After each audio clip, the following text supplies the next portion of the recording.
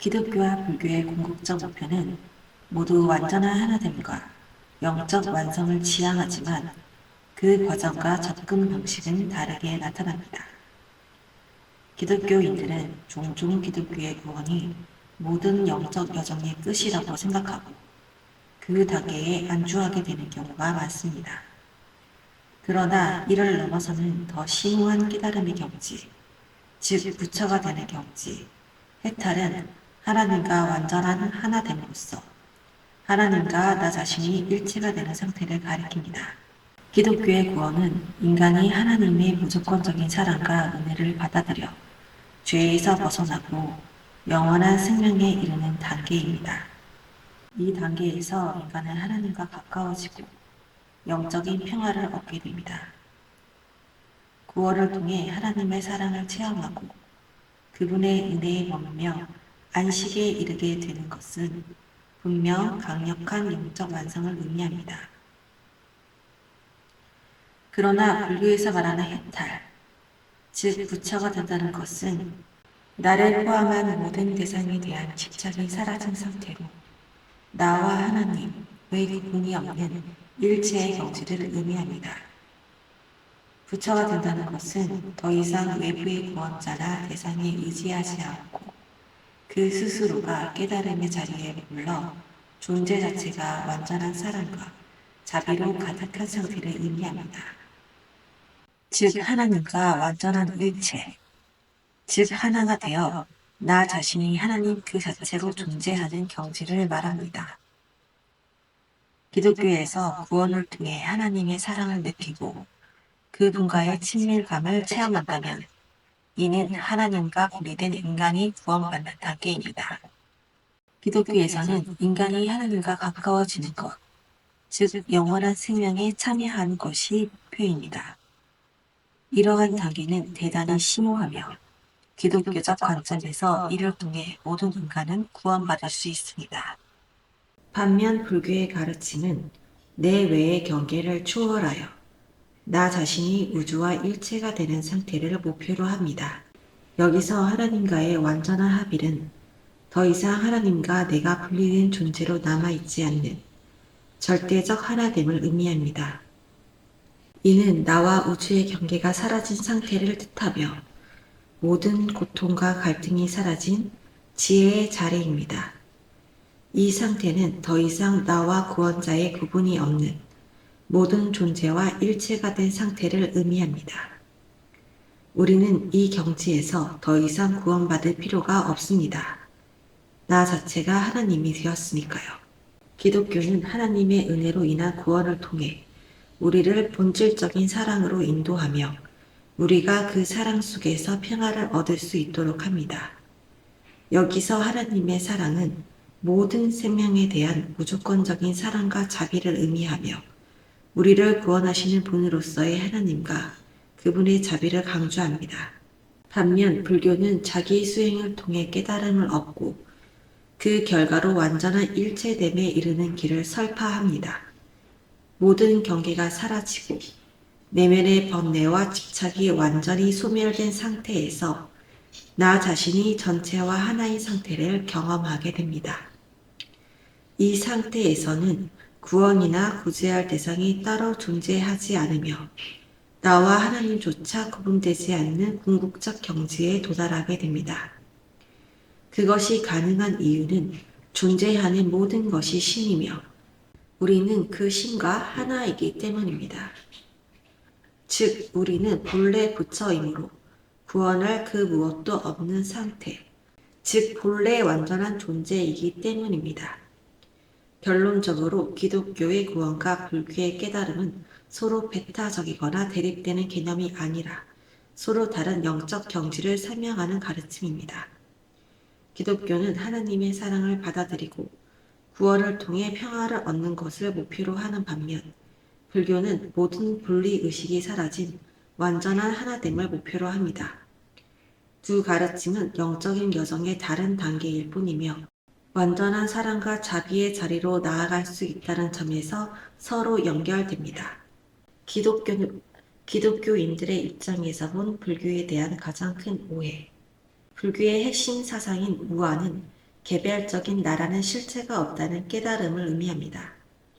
불교에서 나라는 존재가 없으며 참된 나는 존재하는 모든 것으로 객체적 자아를 뛰어넘는 것이기 때문에 중요한 것은 특정한 신적 존재나 개인을 숭배하는 것이 아니라 모든 존재가 상호 의존하며 나와 너의 구분을 넘어서는 완전한 하나가 되는 깨달음을 얻는 것입니다. 그러므로 불교를 우상숭배로 보는 해석은 불교의 무아와 공의 가르침을 제대로 이해하지 못한 결과입니다. 불교의 경전에서 부처님의 가르침을 따르는 것은 그분을 신적 존재로 섬기기 위해서가 아니라 깨달음에 이르는 길을 따르고자 하는 것입니다. 불교 수행은 개인을 신격화하는 것이 아니라 스스로의 마음을 다스리고 자비와 지혜를 실천하며 무아를 통해 집착을 버리고 해탈에 이르는 길을 제시합니다. 따라서 기독교인들이 불교를 우상숭배로 해석하는 것은 불교의 본질을 오해한 결과이며 불교의 무아는 오히려 모든 집착을 버리고 특정한 대상을 숭배하는 것이 아닌 자유로운 깨달음의 상태에 이르는 것을 목표로 하고 있습니다. 기독교와 불교의 가르침이 서로 다르게 나타나는 이유. 이것은 예수님과 석가모니가 활동했던 시대적 배경과 그 당시 사람들의 이해 수준, 그리고 각자의 문화와 사회적 필요에 따라 가르침이 발전했기 때문입니다. 예수님의 시대와 석가모니의 시대는 종교적, 사회적, 철학적 환경이 서로 달랐고 그들이 전파한 가르침 또한 이러한 배경에서 영향을 받았습니다. 아래에서 예수님과 석가모니의 시대 배경을 살펴보겠습니다.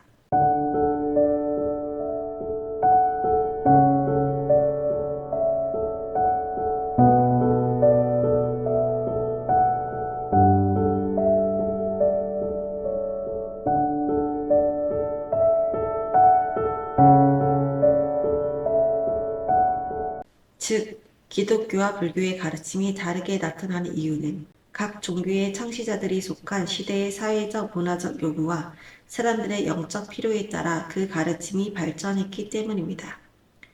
예수님은 하나님의 사랑과 구원을 통해 고통받는 사람들에게 위로와 희망을 주었고, 석가모니는 자기 수행을 통한 해탈을 통해 존재의 본질을 깨닫고 내면의 자유를 찾도록 했습니다. 즉, 두 종교는 시대적 상황과 사람들이 지닌 영적 수준에 맞춰 서로 다른 형태의 가르침을 전파했지만 그 최종 목표는 모두 완전한 하나됨과 영적 완성이라는 공통된 목표를 가지고 있다고 볼 수 있습니다. 예수님의 시대 배경. 예수님이 활동했던 기원 후 1세기 팔레스타인은 유대인들이 로마 제국의 지배 아래에서 종교적, 정치적으로 억압받는 상황이었습니다. 로마 제국의 통치는 유대인들에게 많은 불안을 안겼고 종교적 엘리트들 사이에서도 구원이 절실히 필요하다고 여겨졌습니다. 이 시기에 사람들은 더욱 불안정하고 박해에 노출되었기에 복잡한 영적 수행보다는 즉각적으로 위로받고 치유받을 수 있는 메시지를 필요로 했습니다. 따라서 예수님은 무조건적인 사랑과 용서, 하나님에 대한 믿음을 통한 구원을 강조하셨습니다. 이를 통해 모든 사람이 쉽게 이해할 수 있고 위안을 받을 수 있는 가르침을 전한 것입니다. 반면 석가모니는 기원전 5세기 인도의 카스트 제도와 수행자 문화가 깊게 뿌리내린 사회에서 활동하셨습니다. 당시 인도에서는 출가 수행자와 요가, 명상 등 영적 수행이 존중받고 있었고 사람들이 정신적 깨달음을 추구하는 문화가 자리 잡고 있었습니다. 이러한 배경 속에서 석가모니는 인간의 고통과 번뇌에서 벗어나기 위한 길을 설파하며 모든 속박을 끊고 완전한 해탈에 이르는 방법을 가르치셨습니다. 부처님이 설파한 해탈의 길은 깊은 통찰과 수행이 필요하며 진리를 통해 자신을 완전히 깨달아야 가능한 경지였습니다. 따라서 예수님은 절박한 상황에 놓인 사람들에게 즉각적인 구원과 무조건적인 사랑을 강조하면서 사람들에게 위로와 소망을 주었고, 부처님은 영적 수행자들이 깊은 수행을 통해 심오한 궁극적인 합일의 상태, 즉 완전한 깨달음에 도달하는 것을 설파한 것입니다. 그렇다면 어떻게 깨달음에 도달하는가? 깨달음이란 무엇인가? 깨달음이란 무엇인가? 깨달음이란 자신과 세계의 본성을 직관적으로 이해하는 것을 뜻합니다. 불교에서는 이 깨달음을 통해 모든 존재가 서로 연결되어 있으며 근본적으로 무아와 공성이라는 본질을 가지고 있음을 깨닫게 된다고 봅니다. 즉, 고정된 나라는 자아가 없으며 모든 것은 인연에 의해 일어나고 사라지는 공이라는 진리를 이해하는 것입니다. 깨달음에 도달하면 우리는 고통과 번뇌의 원인인 무지와 집착에서 벗어날 수 있습니다. 자신과 타인, 나와 세계에 대한 근본적 이해가 바뀌며 그로 인해 진정한 자비와 사랑이 실천으로 이어집니다. 해탈이란 무엇인가? 해탈이란 모든 번뇌와 속박에서 벗어난 상태를 의미하며 이는 깨달음을 통해 도달할 수 있는 궁극적 경지입니다. 해탈에 이른 상태에서는 더 이상 고통이나 번뇌에 흔들리지 않으며 모든 존재를 있는 그대로 받아들이게 됩니다. 불교에서는 해탈을 통해 생사윤회를 벗어나게 된다고 설명합니다. 이는 더 이상 생사의 고통에 얽매이지 않고 평온하고 자유로운 상태에 도달하는 것입니다. 해탈은 이원성을 넘어 모든 존재와 하나가 되는 경지로 나와 너의 경계가 사라지고 모든 것과 일체가 되는 상태입니다. 그렇다면 어떻게 해탈에 도달하는가? 해탈에 이르기 위해 불교는 여러 가지 수행 방법을 제시합니다. 주요한 수행법으로는 다음과 같습니다.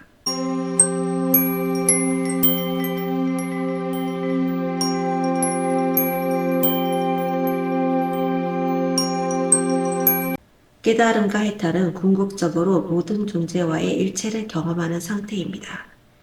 깨달음을 통해 우리는 고통과 번뇌의 원인을 이해하게 되며 해탈을 통해 그 모든 속박에서 벗어나 참된 평화와 자유를 얻게 됩니다. 불교 수행은 자비와 사랑을 실천하고 나와 너의 구분이 사라진 일체의 경지를 경험하는 데 목적이 있으며 이를 통해 우리는 참된 자유와 깨달음에 도달하게 됩니다. 깨달음이란 집착에서 벗어나 중도의 길을 걷는 상태를 의미합니다. 이는 어떠한 상황에서도 지나치게 기뻐하거나 슬퍼하지 않는 평온한 마음 상태입니다. 불교에서 중도는 극단에 치우치지 않는 균형 잡힌 삶을 뜻합니다. 깨달음에 도달한 사람은 모든 것의 일시성과 변화무쌍함을 이해하기에 순간적인 기쁨이나 슬픔에 흔들리지 않고 차분하게 삶을 받아들입니다. 이러한 상태에서는 감정에 휘둘리거나 집착하지 않으면서 온화한 자비와 지혜로 세상을 바라보게 됩니다. 즉, 깨달음은 매 순간의 경험에 집착 없이 대응하여 어떤 것도 영원하지 않음을 깊이 이해하는 지혜의 상태입니다. 삶은 희로애락을 겪으며 마음의 무게를 덜어가는 과정입니다. 우리 모두는 고통과 기쁨, 슬픔과 행복을 경험하며 자연스레 내려놓고 비우는 법을 배웁니다. 인생을 거듭하며 고통을 경험할수록 집착의 무의미함을 깨닫고 시간이 지나 점차 마음이 성숙해지는 것이 바로 철이 드는 과정과도 같습니다. 늙어가며 자연스럽게 집착에서 벗어나 중도의 길을 따르게 되고 결국 모든 것을 내려놓고 떠날 준비가 되는 것입니다. 그러므로 삶의 모든 순간이 배움이며 이를 통해 우리는 내면의 평화를 얻고 중도의 깨달음에 조금씩 가까워집니다. 결과적으로 불교와 기독교의 하나님은 동일하다. 기독교와 불교의 본질적인 교리는 결국 하나에 대한 이해를 담고 있으며 그저 각자의 방식으로 하나님을 다른 이름과 상징으로 표현했을 뿐입니다. 불교에서의 깨달음과 기독교에서의 구원은 모두 하나님에 대한 인식을 통해 완전한 사랑과 자비로 돌아가려는 길로 이어집니다. 하나님을 특정 이름이나 민족에 국한하여 이해하는 것은 오히려 본질을 흐리는 오해입니다. 하나님을 전체로서의 유일함, 즉 모든 존재의 근본으로 이해할 때 그분은 특정한 모습이나 이름에 갇히지 않고 모든 곳에 계신 본래의 실체가 됩니다. 따라서 우리는 하나님을 둘러싼 이름과 형상에 집착하여 서로를 구분짓기보다는 그가 우리 모두의 근본적 원천임을 이해하는 것이 중요합니다. 모든 종교가 본질에서 하나임을 이해할 때 진정한 화합이 이루어질 수 있습니다. 이렇게 되면 너의 신과 나의 신의 구분이 사라지고 모두가 하나로 연결된 일체의 사랑 안에서 통합될 수 있습니다. 이는 서로 다른 문화와 종교가 조화를 이루고 각자가 믿는 신의 모습은 달라도 그 본질은 하나라는 깨달음에 이르게 합니다. 이러한 일체의 사랑과 통합은 모든 종교적 문화적 경계를 초월하여 인류가 하나됨을 경험하는 진정한 평화의 길로 이어집니다. 각 종교의 상징과 표현을 존중하되 그 근본이 하나임을 자각하는 것이야말로 진정한 영적 성숙으로 가는 길입니다.